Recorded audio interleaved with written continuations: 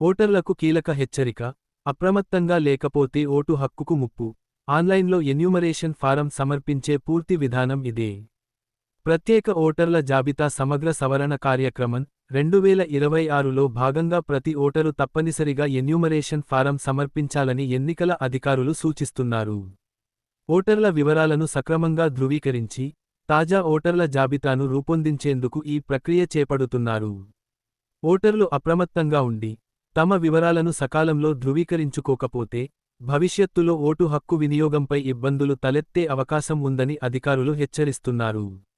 ఓటర్లు తమ వివరాలు డిజిటలైజ్ అయ్యాయో లేదో ఆన్లైన్లోనే సులభంగా తెలుసుకోవచ్చు.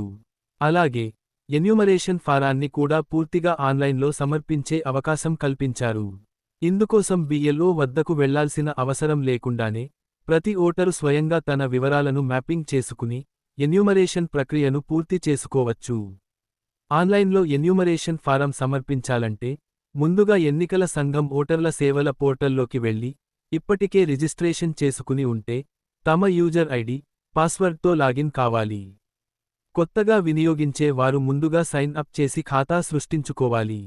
అనంతరం, హోమ్ పేజీలో కనిపించే స్పెషల్ ఇంటెన్సివ్ రివిజన్ 2026 విభాగాన్ని ఎంచుకుని, దాని కింద ఉన్న ఫిల్ ఎన్యూమరేషన్ ఫారం ఎంపికపై క్లిక్ చేయాలి. ఆ తర్వాత సెలెక్ట్ స్టేట్ విభాగంలో ఆంధ్రప్రదేశ్ రాష్ట్రాన్ని ఎంపిక చేసి, 10 అంకెల ఎపిక్ ఐడి, ఓటరు ఫోటో గుర్తింపు కార్డు నంబర్ నమోదు చేసి సెర్చ్ చేయాలి. అయితే, ఆన్లైన్లో దరఖాస్తు సమర్పించాలంటే, ఓటరు మొబైల్ నంబర్ తప్పనిసరిగా ఎపిక్ ఐడితో అనుసంధానమై ఉండాలి. లేదంటే తదుపరి ప్రక్రియ కొనసాగదు.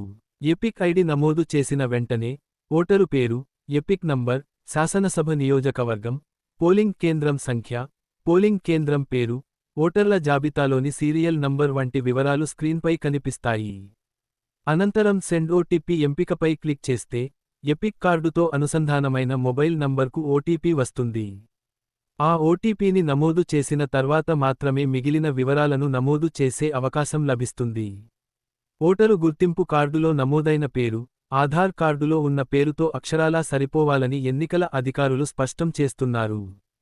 పేరు స్పెల్లింగ్లో స్వల్ప తేడా ఉన్నా, డిజిటల్ సైన్ ప్రక్రియ విఫలమయ్యే అవకాశం ఉందని హెచ్చరిస్తున్నారు. అందువల్ల, ముందుగానే పేరు, ఇతర వ్యక్తిగత వివరాలను పరిశీలించుకోవాలని సూచిస్తున్నారు. ప్రస్తుతం చేపడుతున్న ప్రత్యేక సవరణ కార్యక్రమంలో, 2002 సంవత్సరం ఓటర్ల జాబితాను ప్రామాణికంగా తీసుకుని, ప్రస్తుత ఓటర్ల జాబితాతో మ్యాపింగ్ చేస్తున్నారు. కాబట్టి, ఆన్లైన్లో అయినా, బిఎల్ఓ ద్వారా అయినా ఎన్యూమరేషన్ ఫారం సమర్పించాలంటే, 2002 ఓటర్ల జాబితాలో తమ పేరు, లేదా తల్లిదండ్రులు, తాత, అమ్మమ్మ, నాన్నమ్మ, ఇతర కుటుంబ సభ్యుల పేర్లు ఉన్నాయో లేదో గుర్తించాల్సి ఉంటుంది. ఈ మ్యాపింగ్ ప్రక్రియలో 3 రకాల ఎంపికలు అందుబాటులో ఉంటాయి. మొదటిది, 2002 ఓటర్ల జాబితాలో స్వంత పేరు ఉంటే, దానితో మ్యాపింగ్ చేయడం. రెండోది, తమ పేరు లేకపోయినా, తల్లిదండ్రులు, తాత, అమ్మమ్మ, నాన్నమ్మ లేదా ఇతర కుటుంబ సభ్యుల పేర్లు ఉంటే, వాటి ఆధారంగా మ్యాపింగ్ చేసుకోవడం.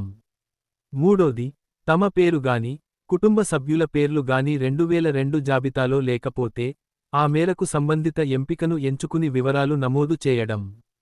ఒకవేళ 2002 ఓటర్ల జాబితా వివరాలు తెలియకపోతే, ఓటర్ పోర్టల్లోని search your name in last SIR tool ద్వారా సులభంగా వెతుక్కోవచ్చు. అలాగే, ప్రస్తుత 2002 ఓటర్ల జాబితాలు రెండూ కూడా ఆన్లైన్లో అందుబాటులో ఉన్నాయి. అదేవిధంగా, ఈసీఐ నెట్ మొబైల్ యాప్ ద్వారా కూడా ఈ వివరాలను తెలుసుకునే అవకాశం ఉంది.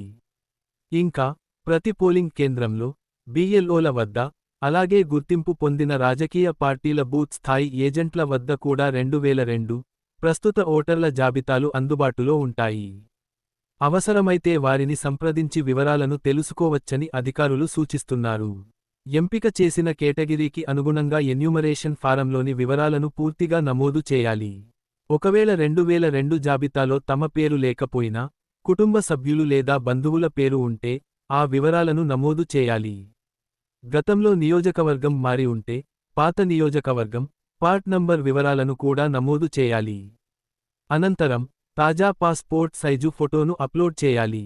ఎన్యూమరేషన్ ఫారం పూర్తిగా నింపిన తర్వాత, ప్రివ్యూ ఎంపిక ద్వారా నమోదు చేసిన వివరాలను మరోసారి పరిశీలించాలి.